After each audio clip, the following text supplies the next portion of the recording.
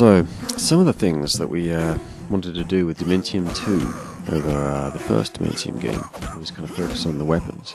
Now, you'll notice that there's a big difference between the melee combat in Dementium 2. With the shank, for example, there are the 3 strikes, which is kind of similar to the first game, but the third strike is a more powerful kind of lunge, and there's more of a timing element required to basically pull it off. And you can just be a bit more flexible with it. You can kind of do the 1-1-2 kind of slashes, or you can do the 1-2-3 to get the full third powerful hit in there, but the third hit does kind of leave you at a slight disadvantage for a small amount of time. So it's up to you if you want to use that. But to that compared, I think Dementium, the Ward is a big improvement in my mind. And something else that helps give you that kind of feedback is how the enemies react to it, not only with their animations. They have different animations based on how powerful you've hurt them, basically. So a small hit will obviously have a small animation, and then a large thud with a sledgehammer, for example, may knock them to the ground. And then that's accompanied by unique audio as well. So that really plays into how satisfying and how effective you're being with your weapons, which is, I think, a big deal.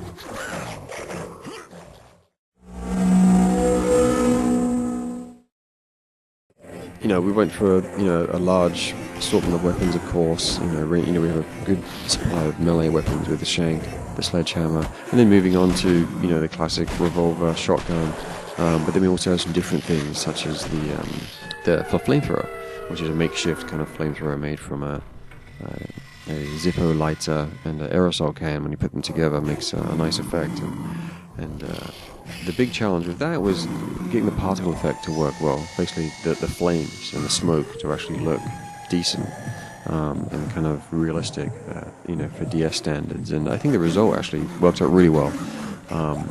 And last weapon I wanted to mention also is the nail gun, which is a great, just a fun variation on a range weapon.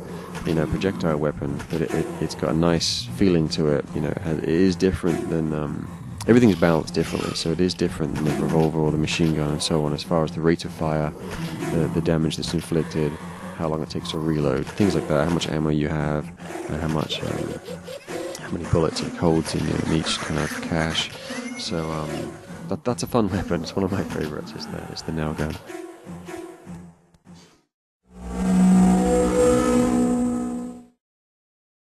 Something else we wanted to add to Dementium 2 is the ability to crouch and jump, which is a big deal. It really adds to the overall feeling of you being in control, making it more realistic, more immersive, where you can choose to jump over objects or crouch under or crouch through tunnels and so on. It kind of just adds more dynamicness to, is that even a word, more dynamics to just your path, the way you progress through the game, and it allows you to kind of be a bit more kind of experimental and kind of explore more to kind of see where maybe you can go. So it added a lot of sense to your freedom in the game, which is good. The big challenge with that was how we'd implement it, how we'd actually allow the player to crouch and jump. One of our first thoughts being, double tap down on the control pad, away basically, to crouch. But then you would find sometimes you'd want to double tap away to kind of run away, which is often the case in Dementium 2. So we left it so double tap in any direction on the control pad is run, or move quickly in that direction basically. And then opted for the touch buttons on the touchscreen for the jump and the crouch. But in addition to that, you can double tap with your stylus on the touchscreen to jump. So I think that worked out really well.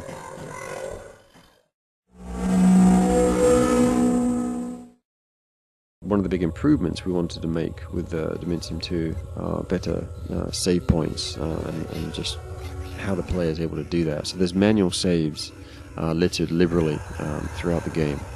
And you can obviously revisit them as many times as you like. Sometimes in the village, for example, you'll actually retraverse back past a save point. So they'll be located in a central place where you can use it multiple times if you want to. In addition to that, there are auto saves around bosses and places like that and chapters, so you don't have to worry about that. So no more dying in the middle of a chapter and having to restart from the beginning again.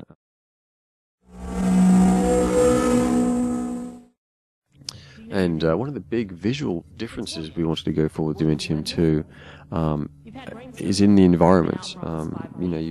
In Dementium 1, you are very much in just one location, and 90% of that location you're inside dark corridors in the hospital. With this, we wanted to start the game off in a similar kind of setting, but this time you're in a dirty prison instead, kind of turned into a mental kind of hospital type place. But then pretty soon you get to go outside, not only to the kind of courtyard of the prison, but also later to the Pelf village, the snowy kind of village, which is just a huge dramatic difference visually from the other part of the game. So and then there's a third area of the game as well, which is quite different from that. And then in addition to that, of course, we have the hell dimension that you're transported to randomly throughout your journey through the game. So it really does present pretty tremendous amount of variety, and it's less cookie cutter. Every step you take is pretty much uniquely built and textured by the artists, and the difference is just night and day. It's a huge improvement over the Dementium the Ward.